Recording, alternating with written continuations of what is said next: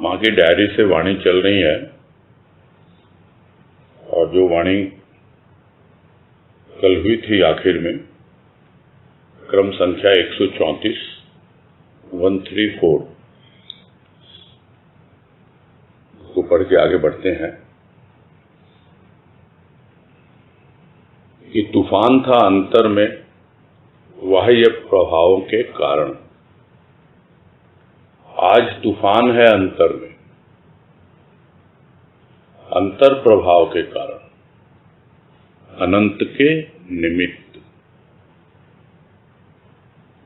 और यही भाव लिया गया था कि बाहरी कारणों से जो हमारे अंतःकरण में प्रभाव पड़ता है, बहुत बार इतना विचारों का, भावों का तूफान उठ जाता है कि संभाले नहीं संभलता है। यह तो एक साधारण प्राणी की स्थिति होती है। वो एक पहले की अवस्था है जहां तूफान था अंतर में। किसके कारण? बाह्य प्रभाव के कारण, यानी बाहर के प्रभाव के कारण। तूफान तो आज भी है, किंतु आज उसका कारण क्या है? उसका कारण है अंतर में उठ रहा है तूफान। किसके लिए उठ रहा है?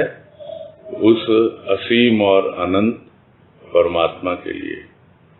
उसके निमित्त तूफान उठ रहा है कि जल्दी से जल्दी मैं पहुंचूं, मिलूं उससे, उसमें समा जाऊं। तो लक्षण एक ही है, तूफान, किंतु कारण अलग अलग। एक बाहर के प्रभाव के कारण और एक भीतर के प्रभाव के कारण। जब भीतर के प्रभाव के कारण होता है तो हमें वो और आगे बढ़ाता है असीम और अनंत की ओर, यानी विराट की ओर। और जब बाहर के कारण तूफान आता है भीतर में, तो वो हमें संकुचित करता है, ले जाता है क्षुद्रता की ओर। यानी हम और क्षुद्र विचारों में, तुच्छ विचारों में फंस जाते हैं। आज है क्रम संख्या 135 135 और इसमें कह रहे हैं, तूफान से पूर्व की शांति शांति नहीं, उदासी थी, ऊब थी, एक रसता की। तूफान उठा भावों का, विचारों का हृदय में, प्रवाहित हो गई उदासी, ऊब। शांति के आनंद का वर्णन अकथनीय है। अक्सर कहा जाता है कि तूफान के पहले शांति आ जाती है, पूरी तरह शांत हो जाता है वातावरण।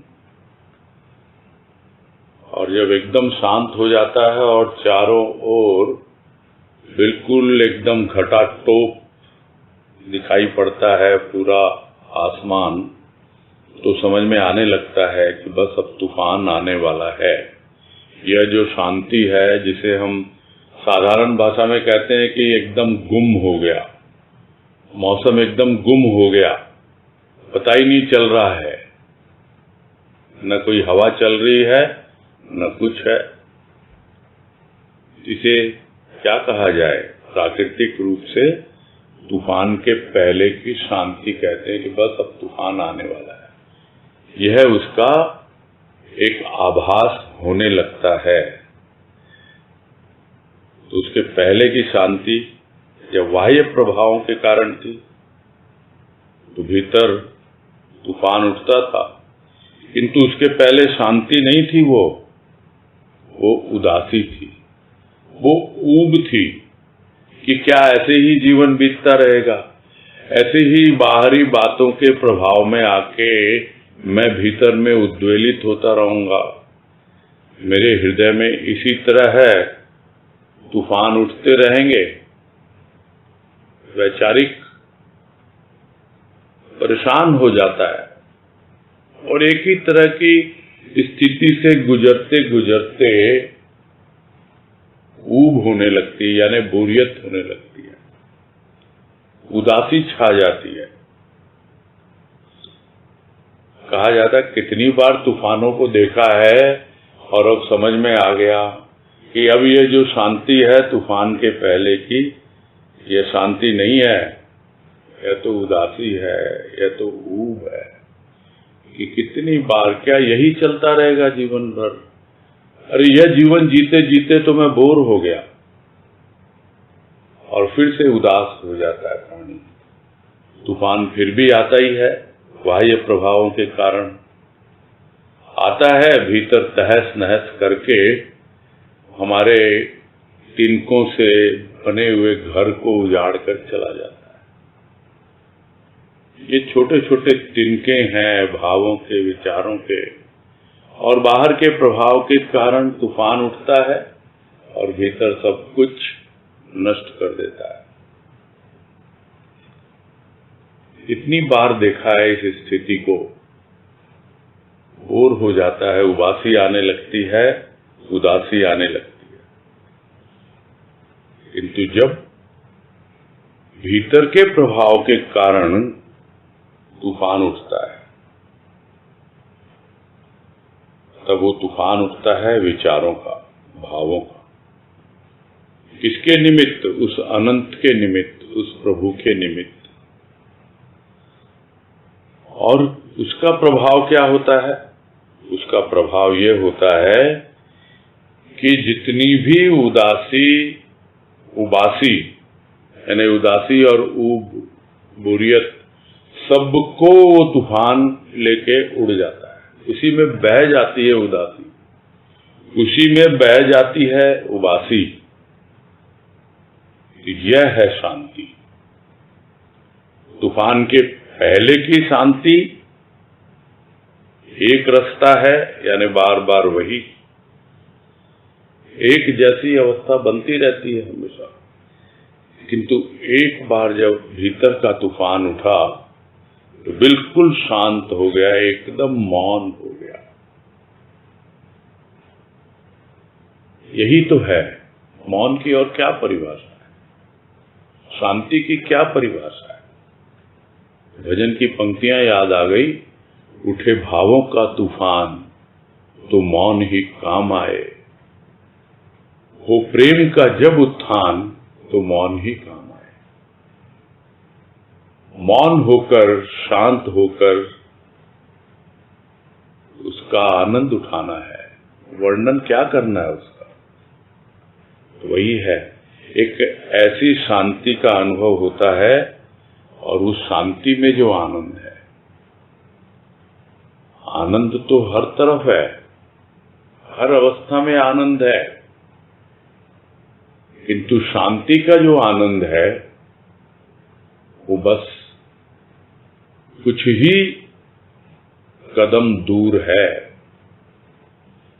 किससे? आत्मा के आनंद से।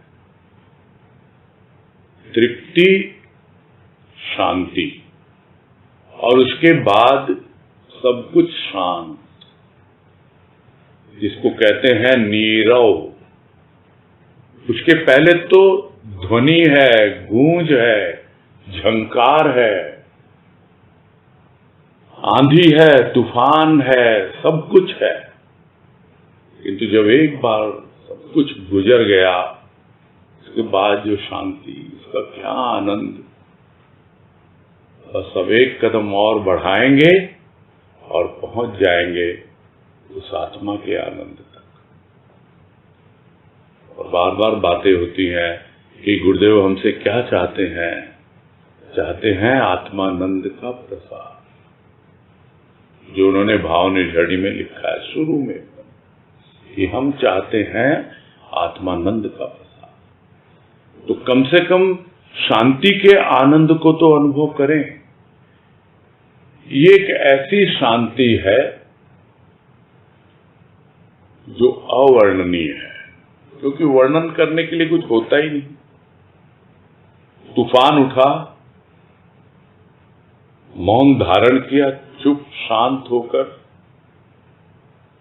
और फिर भीतर देखा, कुछ नहीं, सब कुछ उदासी उबासी सब कुछ लेकर के उड़ गया वो तूफान।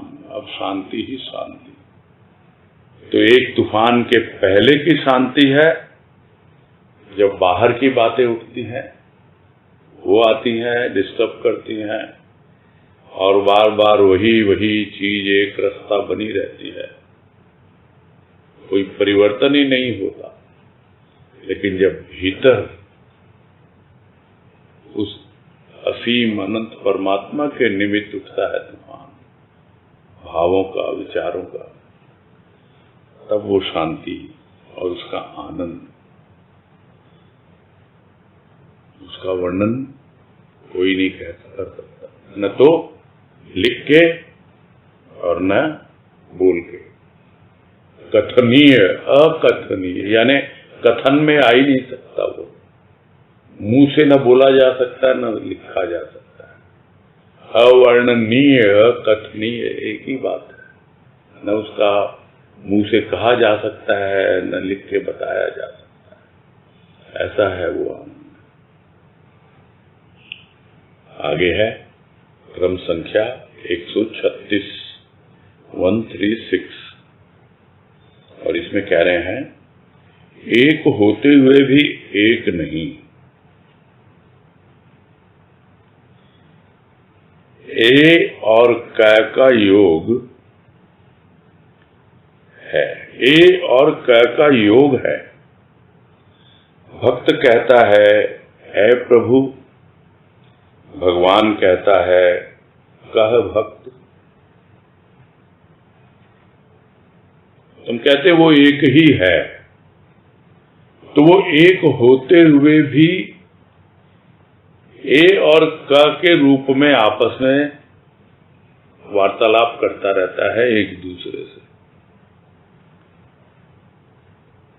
भक्त का काम ही है बार बार प्रभु को कहना, है प्रभु, है प्रभु। और भगवान क्या कहेगा? कह, बोल, क्या है तेरे भीतर, सब कुछ उड़ेल दे, कुछ भी बाकी न रहे। तो भक्त और भगवान कहते हैं एक हैं, किंतु एक होते हुए भी एक नहीं है। क्यों नहीं है? क्योंकि ये दो अक्षर हैं, एक है ए और एक है क। भक्त कहेगा ए भगवान, और वो कहेगा भगवान कह भक्त। तो ए से तो ए हो गया, और कह से कह हो गया। तो इस तरह है, ए और क का योग है, यानी जुड़े तो हुए हैं, किंतु अभी भी दोनों की अलग अलग आइडेंटिटी है। आइडेंटिटी है मतलब एक की पहचान है ए के द्वारा, और एक की पहचान है क के द्वारा। दो अक्षर का समूह, उसका योग, तब जाके एक बनता है।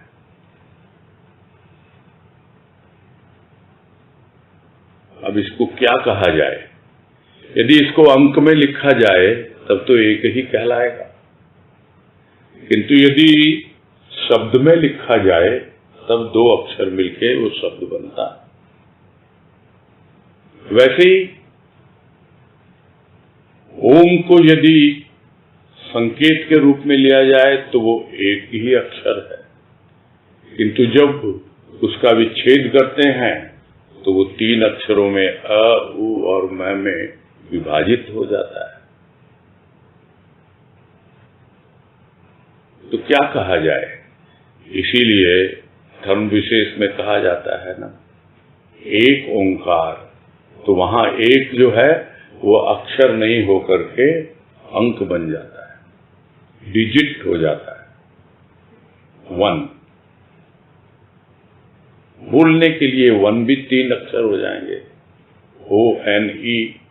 तो जब कभी भी आप एक अंक को बताने की कोशिश करते हैं, समझाने की कोशिश करते हैं, तब हो सकता है वो 2 हो सकता है वो 3 हो।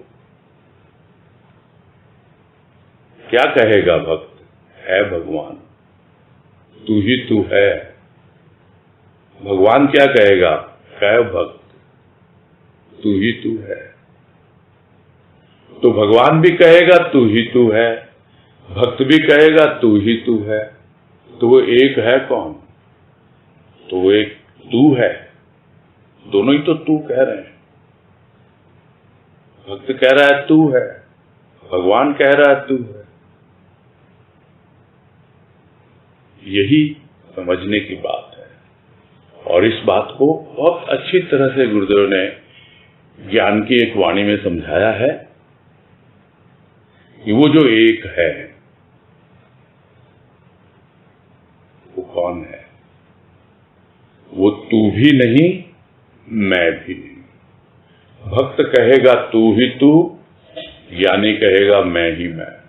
ना, वो तू भी नहीं, मैं भी नहीं, वो तो वह है, वह।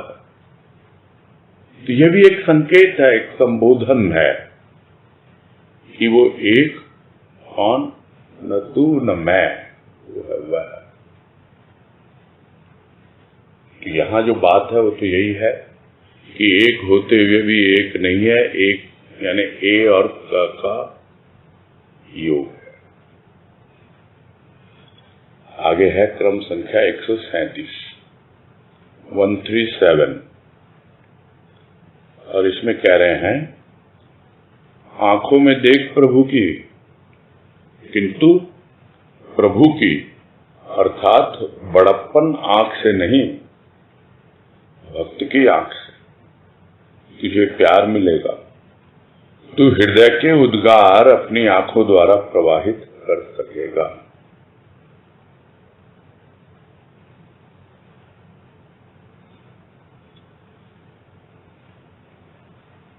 तो क्या होता है? भक्त देखता है भगवान की आंखों में, और उसकी आंखों में देखते देखते जब दोनों की आंखें एक हो जाती हैं, यानी एक ही दृष्टि मिल जाती है, जो भगवान की दृष्टि वही भक्त की दृष्टि। तो देखो उस आंखों से, और जब दृष्टि एक हो जाती है तब पता लगता है कि दोनों की दृष्टि में कोई अंतर नहीं है। यहां कह रहे हैं, आंखों में तो देख तू प्रभु की, किंतु प्रभु की आंख से मत देख, क्योंकि प्रभु तो इतना महान है, इतना बड़ा है। यदि तू उसकी आंखों से देखेगा समझ नहीं पाएगा।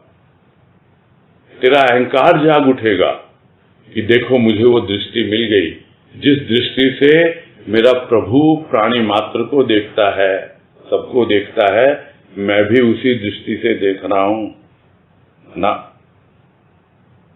अगर देखना है तो भक्त की आंख से देख, उस भगवान की आंख से मत देख। और जब तू भक्त की आंख से देखेगा तब तुझे और प्यार मिलेगा। नहीं तो तू समझेगा मैं तो उसके बराबर हो गया, जितना मुझे देखना था मैंने देख लिया उसकी आंखों में, उसकी दृष्टि मेरी दृष्टि हो गई, दोनों की आंखें एक हो गई। नहीं, एक होते हुए भी अलग है। देखना है हमेशा भक्त की दृष्टि से देखना है।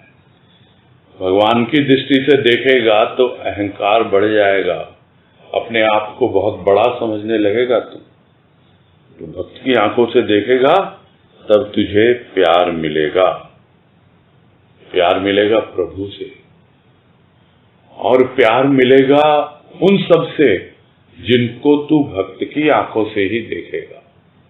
उनके भीतर बैठे हुए उस प्रभु को देखेगा तो अपने हृदय के उद्गार जो कुछ भी तू व्यक्त करना चाहता है मुंह से तो बाद में बोलेगा, अपनी आंखों के द्वारा उससे पहले ही प्रवाहित कर पाएगा। यानी जो प्यार तुम्हारी आंखों में मिला है प्रभु के द्वारा, उस प्यार को तू लोगों तक पहुंचा पाएगा। तो प्रभु की आंखों में तो देख, किंतु किस दृष्टि से देख कि नहीं, अभी बहुत कुछ प्राप्त करना बाकी है, अभी और कितना प्रेम मेरे भीतर आना है।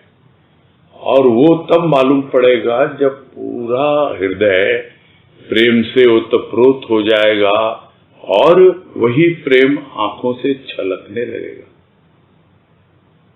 जिस किसी पर भी भक्त की दृष्टि पड़ती है और उसके हृदय में यदि प्रभु का प्रेम पूरी तरह ओतप्रोत है, अपने आप ही वो प्रेम प्रवाहित होता है, आगे लोगों तक पहुंचता है वो प्रेम और अनुभव होता है। वाणी से तो कुछ बोलेगा तब, मौन रहकर भी आंखों से बहुत कुछ कहा जाता है, कहा जा सकता है। तो यहां देखने की एक और अलग कला हमको सिखा रहे हैं राजमा कि देखो तुम प्रभु की आंखों में देखो, किंतु जब कभी किसी और की ओर देखो तो उस प्रभु की आंख से मत देखो, भक्त की आंख से देखो, ताकि जब कभी भी प्रभु को देखोगे तुम अपनी आंखों के प्यालों को भरते रहोगे उसके प्रेम से। और जब दूसरे भक्तों की ओर तुम्हारी दृष्टि पड़ेगी तो अपने आप ही तुम्हारी आंखों के प्याले में वो प्रेम लबालब भरा हुआ दिखलाई देगा।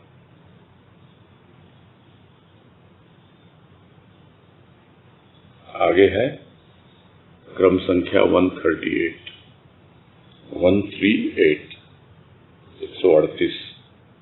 और इसमें कह रहे हैं, यह प्यार के पुष्पों की माला मुरझा न जाए, मैं प्यार के अश्रुओं से सींच रही हूं इसे, यह मुरझाएगी कैसे। और यहां भक्त अपने आप से ही बात कर रहा है और उसको लग रहा है कि ये जो फूल हैं, पुष्प हैं प्यार के, जो मैंने पिरोए हैं उस भाव के धागे में, कहीं मुरझा न जाए। मुरझाएंगे कैसे, क्योंकि उनका सिंचन हो रहा है, सींच रही हूं यानी जल छिड़क रही हूं बार बार, तो मुरझाएंगे कैसे। अब यहां पुष्पों की माला है, यह पुष्प गुम्फित भी हो सकते हैं, जो पहले बात आई थी, गुम्फित यानी गुच्छे। हो सकता है ये पुष्प माला के रूप में ना हो, एक बुके के रूप में हो, गुलदस्ते के रूप में। ये बाहर का रूप अलग है, किंतु वो मुरझा न जाए वो फूल, उसके लिए भक्त हमेशा उनको तरोताजा रखता है। और यह कोई साधारण जल भी नहीं है और यह कोई साधारण पुष्प भी नहीं है कि जो मुरझा जाए, या एक बार यदि डाली से अलग हो गया, माला में पिरो दिया गया, तो यह मुरझा जाएगा।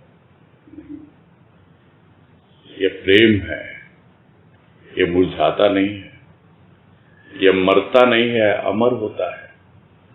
यह भाव है, वो हमेशा पकड़ के रखता है उस प्रेम के फूलों को, इधर उधर होने नहीं देता।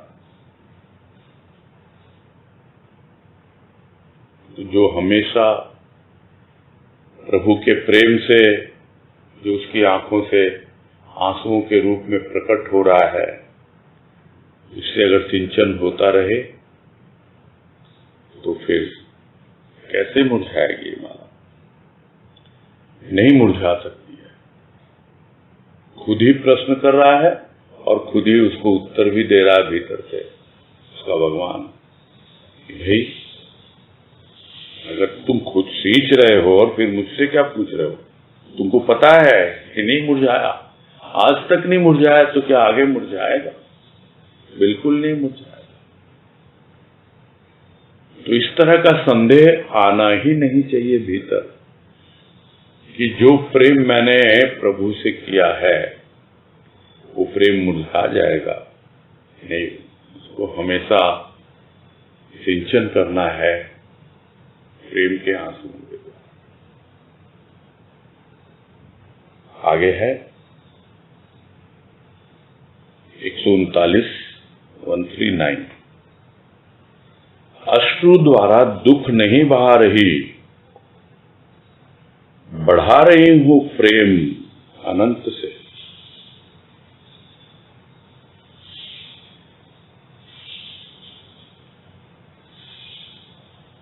बहाना और बढ़ाना, तो लोग समझते हैं कि आंसू बह रहे हैं तो दुख बह रहा है, दुख दूर हो रहा है। नहीं, बह नहीं रहा है। दुख अपनी जगह है, वो तो बहुत पहले ही बह गया। अब तो प्रेम बढ़ रहा है। वो प्रेम बढ़ रहा है उस प्रभु से, उस असीम और अनंत परमात्मा से। कितना कुछ भी हो जाए, अपने आप में भक्त को हमेशा अनुभव होता रहता है। ये आंखों से आंसू बहे या न बहे, प्रेम के आंसू तो ऐसे होते हैं, भाव के आंसू तो ऐसे होते हैं कि बहुत बार बहते नहीं हैं। भीतर ही भीतर जहां से उठते हैं वहीं पे बरसते रहते हैं।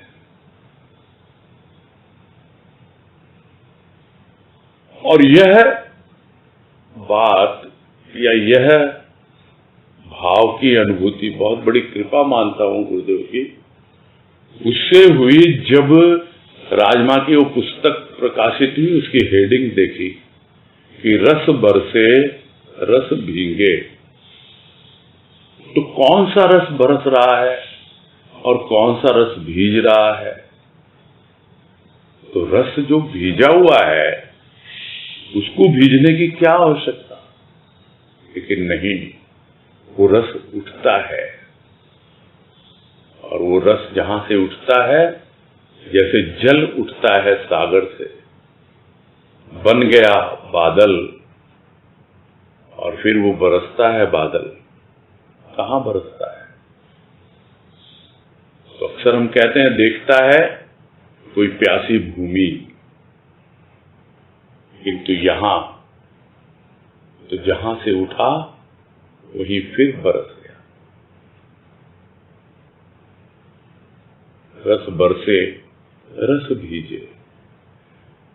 आया प्रेम भीतर से, हृदय के सागर से उमड़कर, और फिर आंखों तक पहुंचा, किंतु फिर वापस हृदय पे ही बरस गया। इस प्रकार प्रेम बढ़ता चला जाता है। वो जो थोड़ा बहुत हृदय का प्रेम है वहीं से उठता है और उसी को समर्पित होता चला जाता है। वो जो प्रेम का सागर, उसी सागर से उठा और उसी को समर्पित हो गया।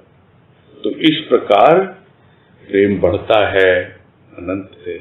दुख बहना वो तो बहुत पहले की अवस्था, कि जब दिल का मैल धुलता था, दुख बहता था, कोई और समझ नहीं पाता था। अब भक्त खुद समझ रहा है कि अब ये आंसू जो हैं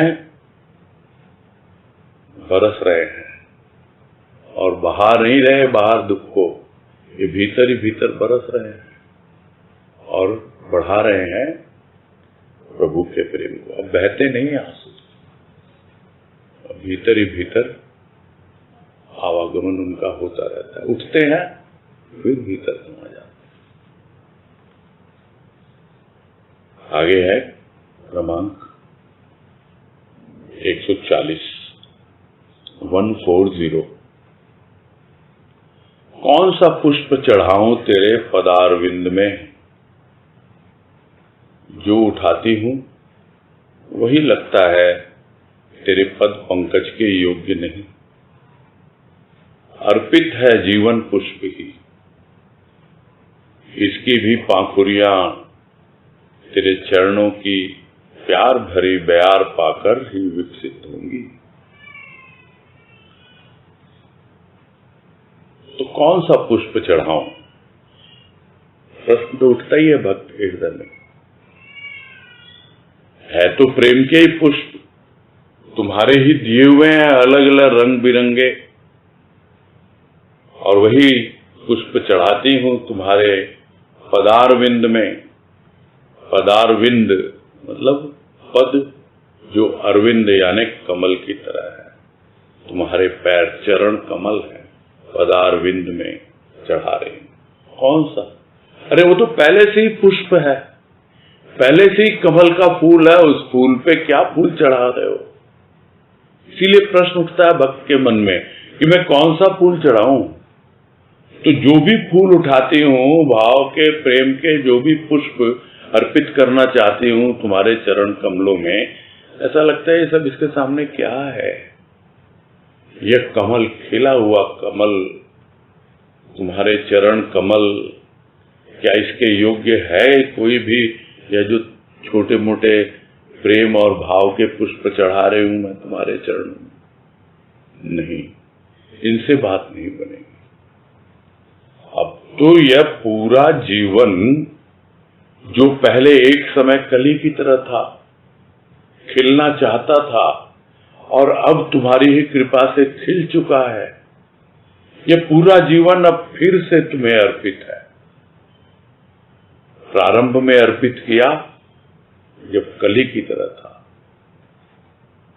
तुम्हारी ही कृपा से प्रस्फुटित हुआ, पुष्प का रूप लिया इसने। किसके निमित्त? तुम्हारे ही निमित्त।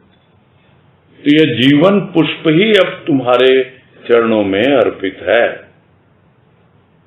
और इसकी एक एक पंखुड़ियां जो भी हैं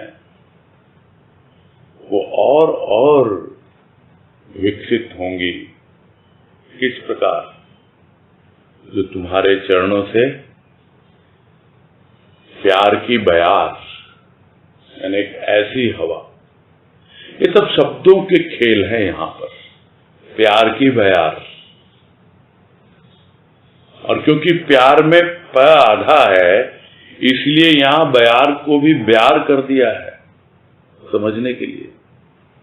नहीं तो ब्यार कोई शब्द नहीं होता है, बयार ही होता है। और प्यार को अगर प्यार लिखते तो फिर भी समझ में आता।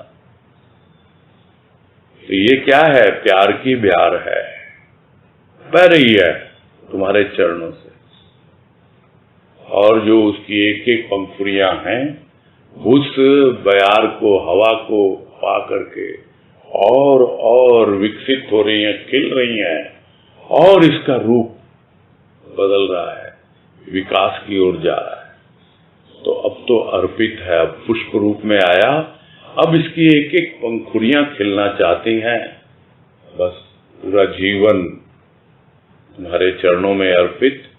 जितने भी जीवन के क्षण हैं, एक एक पाखुरी के रूप में, एक एक दिन है, सब कुछ खिल उठे तुम्हारे प्यार भरी बयार को पाकर। यही चाहता है भक्त कि मेरा जीवन इसी प्रकार व्यतीत हो। आगे है क्रम संख्या 141 141, और इसमें कह रहे हैं, ऐ श्याम, आज फूल नहीं, फल नहीं, रूली नहीं, अक्षत नहीं, अपने अस्तित्व को पूजन की थाली में रखकर लाई हूं। स्वीकार करो कि मैं तुम में लीन हो जाए।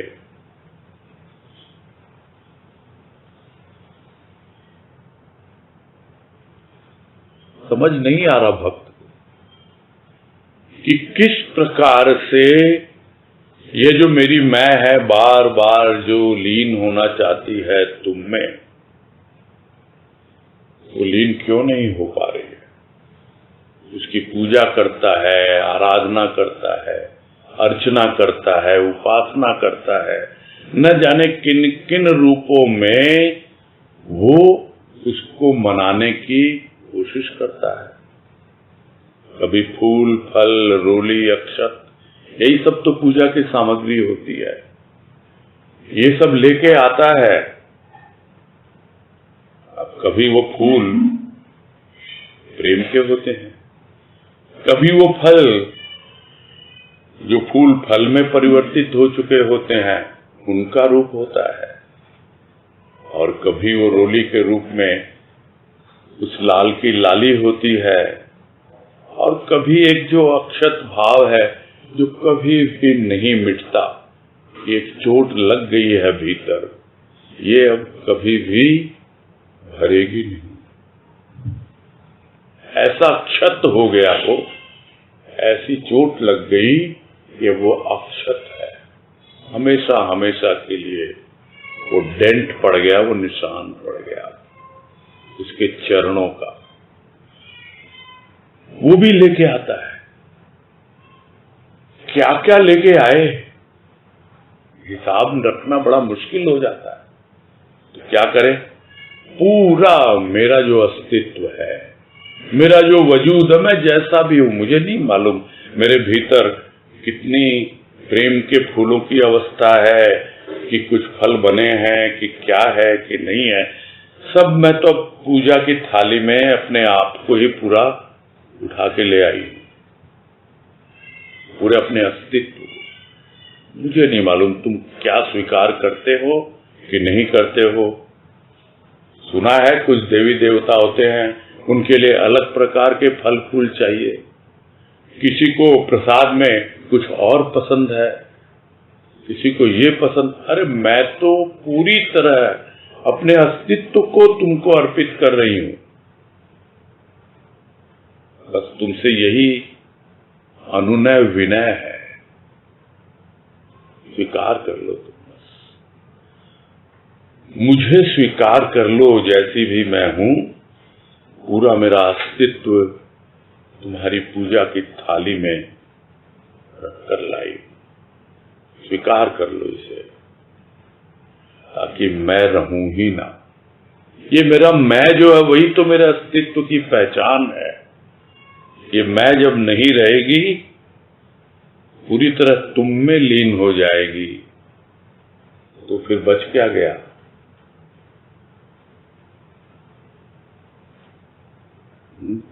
मैं तो है नहीं, फिर भी जुड़ी हुई है, तू के साथ जुड़ी हुई है। जैसे एक का पहले बताया, ए और का एक होते हुए भी जुड़े हुए हैं, वैसे ही तुम होते हुए भी तू और मैं जुड़े हुए हैं।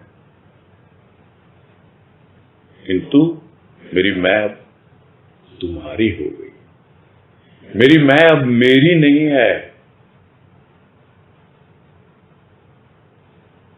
तो होता कुछ ऐसा जीवन में तो क्या ही आनंद होता।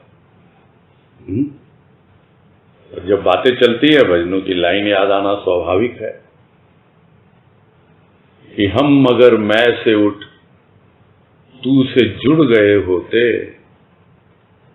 तू और मैं मिल के बस तुम ही बन गए होते। हम तो जीते हैं इस मैं ही मैं के सपनों में। आंख है फिर भी अटकी हुई है अपनों में। ये अवस्था है प्राणी की।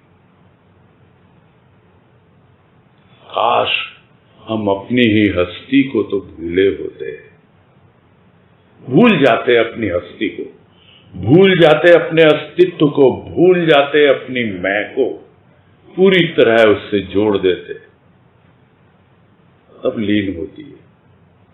तो यही प्रार्थना कर रहा है भक्त कि बस मैं तो अपना सब कुछ, पूरा अस्तित्व पूजा की थाली में रखकर लाया हूं, और इसलिए लाया हूं कि तुम स्वीकार कर लो और हमेशा हमेशा के लिए इस मैं को अपने आप में समा लो, तुझ में लीन हो जाए। आगे है क्रमांक 142, 142। इसमें कह रहे हैं, मेरे आंसुओं को देखकर तेरे मुख पर मुस्कान,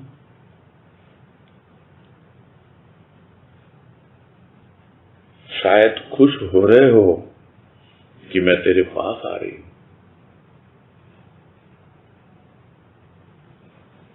अब ये एक ऐसी अवस्था का वर्णन है भाव में,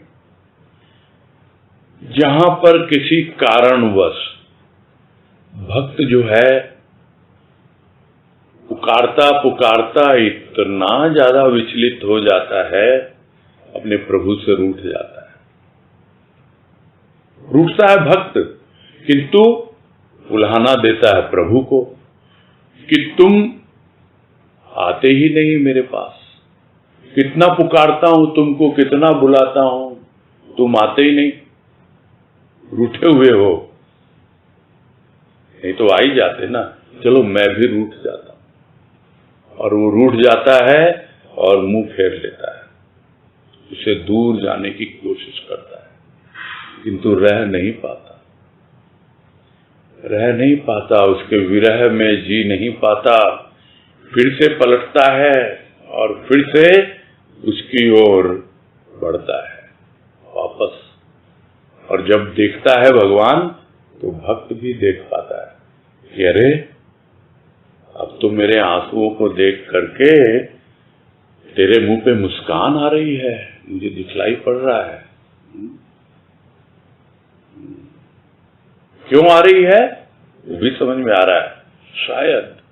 शायद तुम खुश हो रहे हो कि मैं तेरे पास आ रही हूं। पहले तुम्हें लगा ये तो मुड़ गई, दूर जा रही है मुझसे, किंतु जब वापस लौट रही हूं और अपने उस विरह को संभाल नहीं पा रही, उन आंसुओं को संभाल नहीं पा रही, और तुम्हारी ओर देख रही हूं उन डबडबाई आंखों से, और देखती हूं तुम मंद मंद मुस्कुरा रहे हो।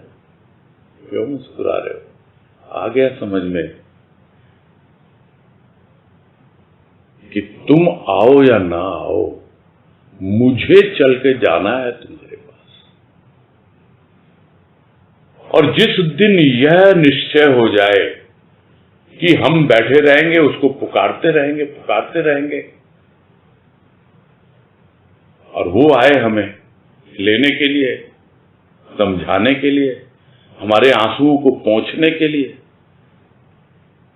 और जिस दिन उस ओर एक कदम बढ़ाते हैं, फिर हमें दिखने लगता है वो मुस्कुराता हुआ कि देखा अब बढ़ाना मेरी ओर। अरे तू तो यूं ही बैठा हुआ था, रूठ करके, मुंह फेर कर, आ जा मेरे पास, मैं प्रतीक्षा कर रहा हूं तेरी। तो ये है भक्त और भगवान के बीच आपस में प्रेम की एक ठिठोली, कि आंसुओं को देखकर भी उसके मुंह पर मुस्कान है। तो भक्त यही सोचता है कि शायद खुश हो रहा है वो कि उसके पास जा रहा हूं मैं।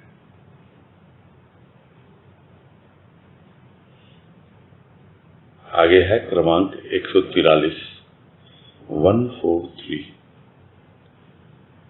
और उसमें कह रहे हैं, ऐ मेरे मन मत नाच माया के इशारे पर।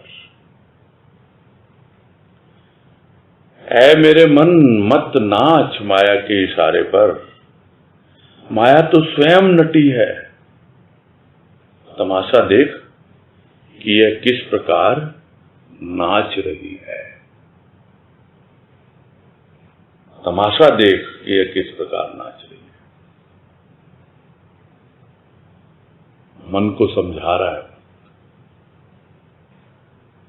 जो बार बार बात आती है कि मैंने मन को नहीं समझाया, लेकिन अब भक्त समझा रहा अपने मन को। कह रहे कब तक तू मूर्ख बना रहेगा, अब तो तुझे समझ में आ जाना चाहिए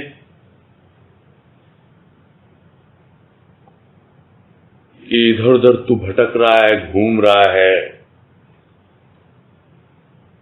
नाच रहा है, गा रहा है, किसके इशारे पर? माया के इशारे पर। मत नाच। सब कहते हैं कि माया नचाती है, फिर भी नाचते हैं उसके इशारे पर। कभी नहीं देखते कि माया किसके इशारे पे नाच रही है। अरे सीधा उसके इशारे पे नाचो ना, अगर नाचना ही है तो। इस ओर ध्यान ही नहीं जाता है। सबसे पहले यह तो सोचे ना कि भाई अपना नाच तो बंद हो। तो अपना नाच कैसे बंद हो? जब समझ में आने लगे कि नहीं, मुझे माया के इशारे पर नहीं नाचना।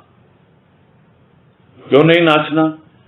अरे ये तो खुद नाच रही है, नटी मतलब नर्तकी है, नाटक करने वाली है। ये तो तरह तरह के रोल प्ले करती रहती है, कभी नाचती है, कभी ड्रामा करती है, कभी कुछ बोलती है, कभी कुछ बोलती है। ये तो अपना रूप बदलती रहती है हमेशा। ये तो स्वयं ही नाचने वाली है, नचैया है ये। और ये बोलती आ मेरे साथ नाच, चल तेरे को सिखाती हूं कैसे दुनिया में जिया जाता है। देखो दुनिया में नाचोगे तभी तुम आगे बढ़ पाओगे।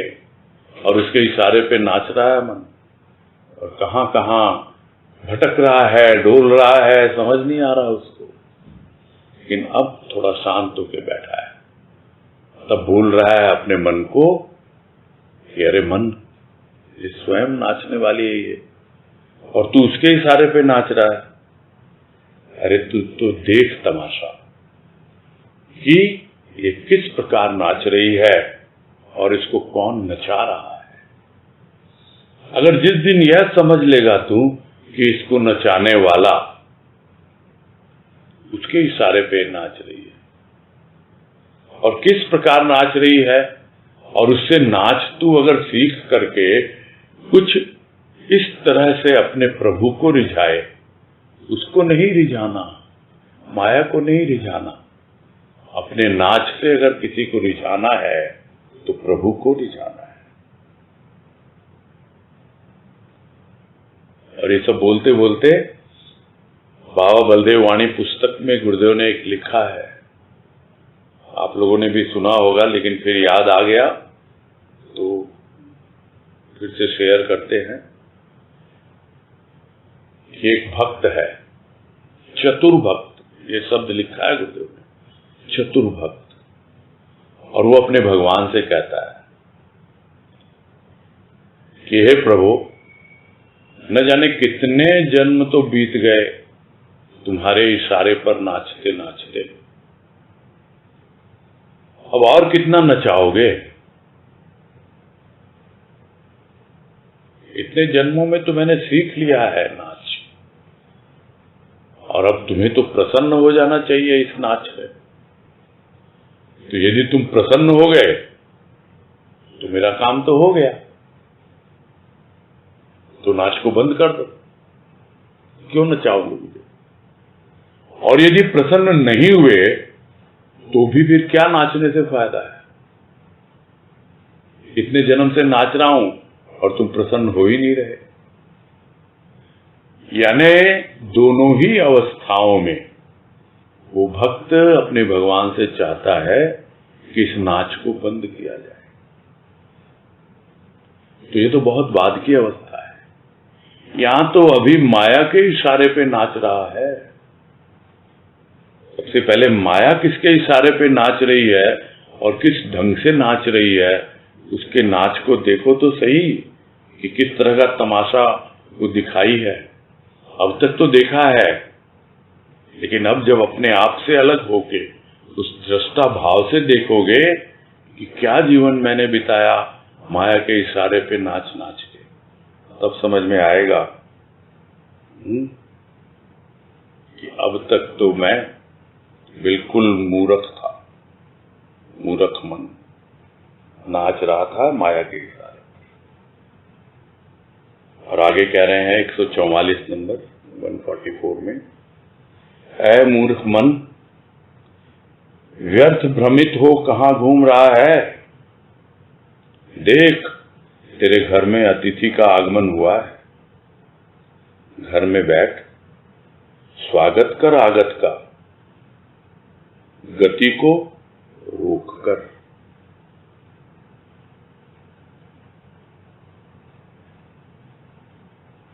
तो मूर्ख है मन, एक तो नाचता रहा माया के इशारे पर, डोलता रहा यहां वहां, भ्रमित होता रहा, और अब भी हो रहा है, छूटा नहीं है उसका ये काम। लेकिन जब लगता है कि कोई आया है मेरे घर में,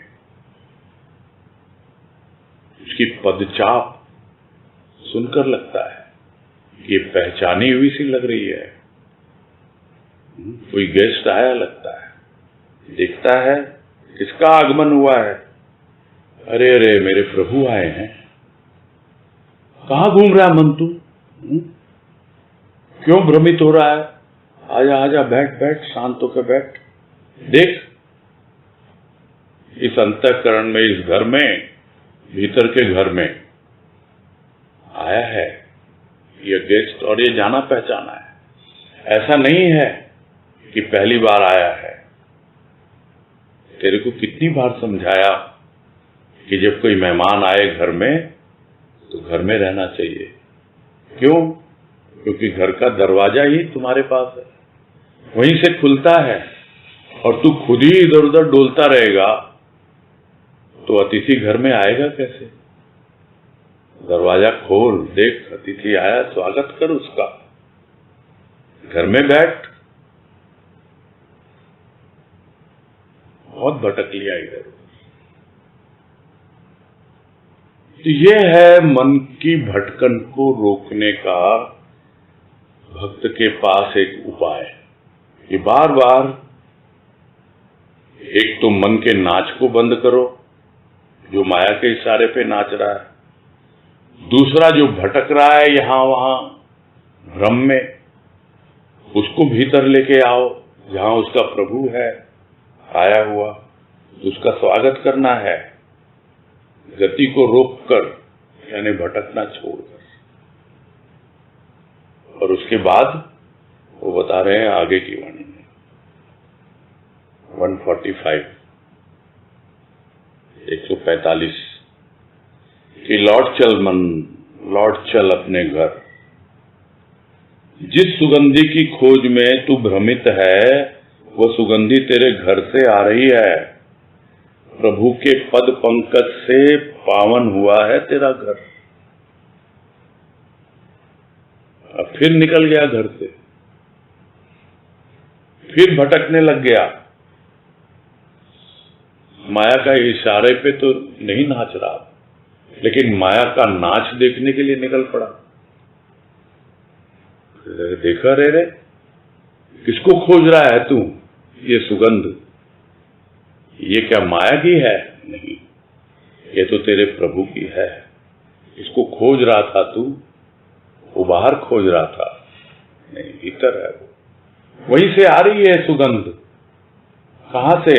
उसके चरण कमलों से, उसके पद पंकज से ये खुशबू आ रही है, और वो तेरे भीतर, तेरे घर में बैठा हुआ है, और तू भ्रमित होकर बाहर भटक रहा है, घूम रहा है उस सुगंध को, जिसको कबीर ने कहा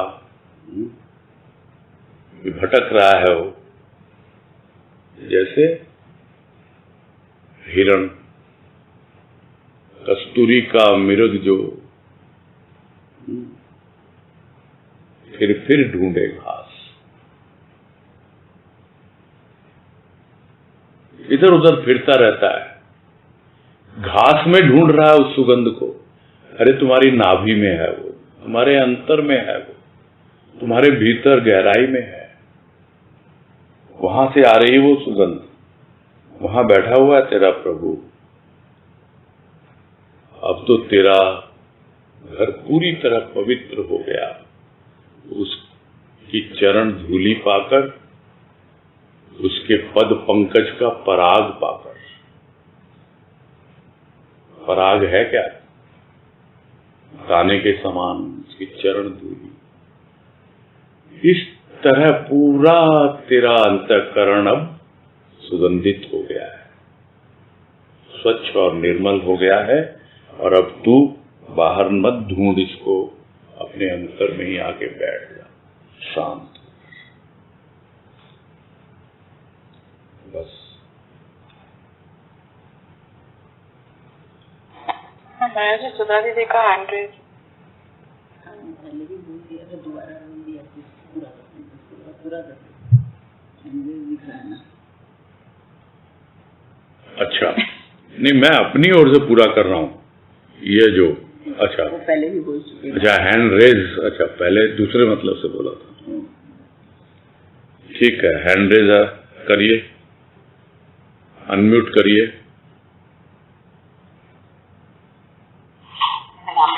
हाँ नमस्कार, बोलिए। ये जो 137 नंबर की वाणी है ना, हैं? 137 भगवान नजर से ये दिक्कत है 137। हाँ हाँ जी, हाँ जी, हाँ हाँ हाँ। आंखों में देख प्रभु की आंख से नहीं, भक्त की आंख।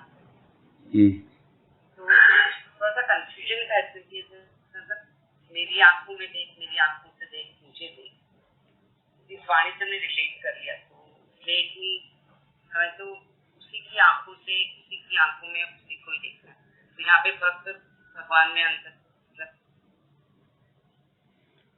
देखो मैंने जो भाव समझा वो उसी ढंग से व्यक्त किया कि उसका आमंत्रण है आंखों में देखने का। तो अभी पूरी तरह से तुम्हारी आंखों में उसका जो प्यार है समाया नहीं है ना। तो भक्त की आंखों से देखेगा तब तुझे उसका प्यार मिलेगा, और जब उसका प्यार मिलेगा तब हृदय के उद्गार जब तू प्रकट करेगा तो वो अपने आप ही तुम्हारी आंखों से प्रकट होंगे, प्रवाहित होंगे।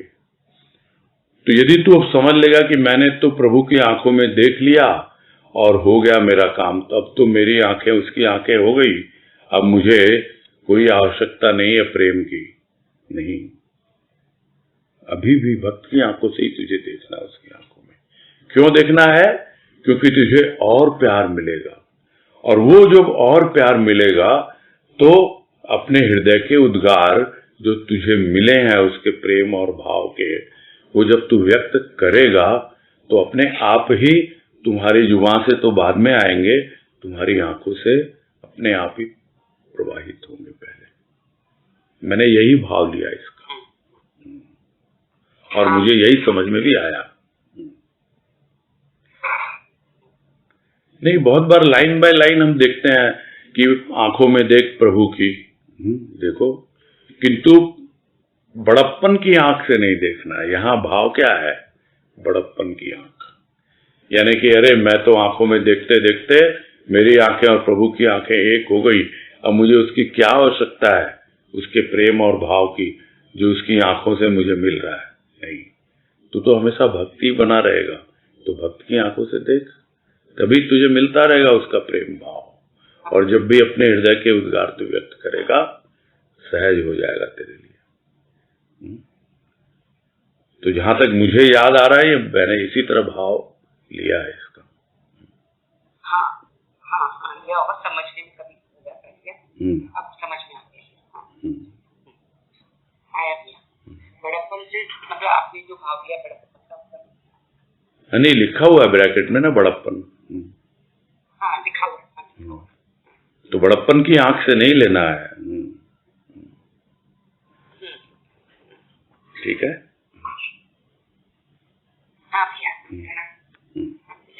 हरिओम हरिओम। पूरा करते हैं।